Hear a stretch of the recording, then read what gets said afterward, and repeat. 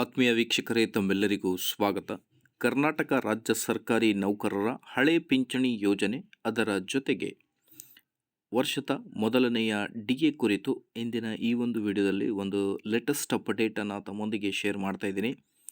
ವಿಡಿಯೋನ ಸ್ಟಾರ್ಟ್ ಮಾಡೋಣ ವೀಕ್ಷಕರೇ. ಅದಕ್ಕಿಂತ ಮುಂಚೆ ನೀವು ಕೊಡುವ ಒಂದೇ ಒಂದು ಲೈಕ್ ನಮಗೆ ಸಪೋರ್ಟ್ ಆಗಿರುತ್ತೆ. ದಯಮಾಡಿ ವಿಡಿಯೋನ ಲೈಕ್ ಮಾಡಿ, ಅದರ ಜೊತೆಗೆ ನಮ್ಮ ಯೂಟ್ಯೂಬ್ ಚಾನಲನ್ನು ಕೂಡ ಸಬ್ಸ್ಕ್ರೈಬ್ ಮಾಡಿಕೊಳ್ಳಿ.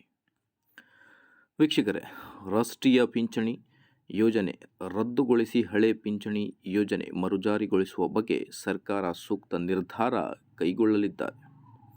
ಅನಿವಾರ್ಯವಾಗಿ ರಾಜ್ಯವನ್ನು ಬಂದ್ ಮಾಡುವ ಮೂಲಕ ಹೋರಾಟ ನಡೆಸಲಾಗುವುದು ಎಂದು ಕರ್ನಾಟಕ ರಾಜ್ಯ ಸರ್ಕಾರಿ ನೌಕರರ ಸಂಘದ ಅಧ್ಯಕ್ಷರಾದ ಸಿ.ಎಸ್. ಷಡಾಕ್ಷರಿ ಎಚ್ಚರಿಕೆ ನೀಡಿದರು. ಹೋರಾಟದ ಕಾರಣಕ್ಕೆ ನನ್ನ ಅಮಾನತು ಮಾಡಿದರೂ ಬಂಧಿಸಿದರೂ ಹೆದರುವುದಿಲ್ಲ. ದೇವರು ಬದುಕು ನೀಡಿದ್ದಾನೆ. ಸಾಮರ್ಥ್ಯದ ಮೇಲೆ ಸರ್ಕಾರಿ ಉದ್ಯೋಗ ದೊರೆತಿದೆ.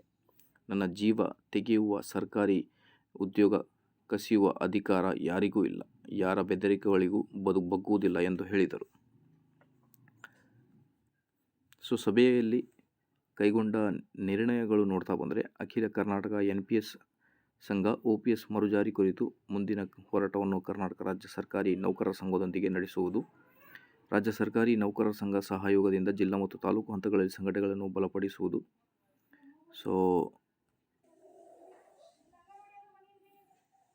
OPS ಮರುಜಾರಿಗೊಳಿಸುವ ವಿಚಾರದಲ್ಲಿ ಕರ್ನಾಟಕ ರಾಜ್ಯ ಸರ್ಕಾರಿ ನೌಕರರ ಸಂಘದ ನಿರ್ಣಯಕ್ಕೆ ಬೆಂಬಲ ನೀಡುವುದು. ಅದರ ಜೊತೆಗೆ ಈಗ ವರ್ಷದ ಮೊದಲನೆಯ ತುಟ್ಟಿ ಭತ್ಯೆ ಕುರಿತು ಕೂಡ ಭಾಳಷ್ಟು ಚರ್ಚೆಗಳು ನಡೀತಾ ಇವೆ. ನೋಡೋಣ ಎಷ್ಟು ಏರಿಕೆ ಆಗುತ್ತೆ ಅಂತ. ಮಾಹಿತಿ ಇಷ್ಟದಲ್ಲಿ ಲೈಕ್, ಶೇರ್ ಆ್ಯಂಡ್ ಸಬ್ಸ್ಕ್ರೈಬ್.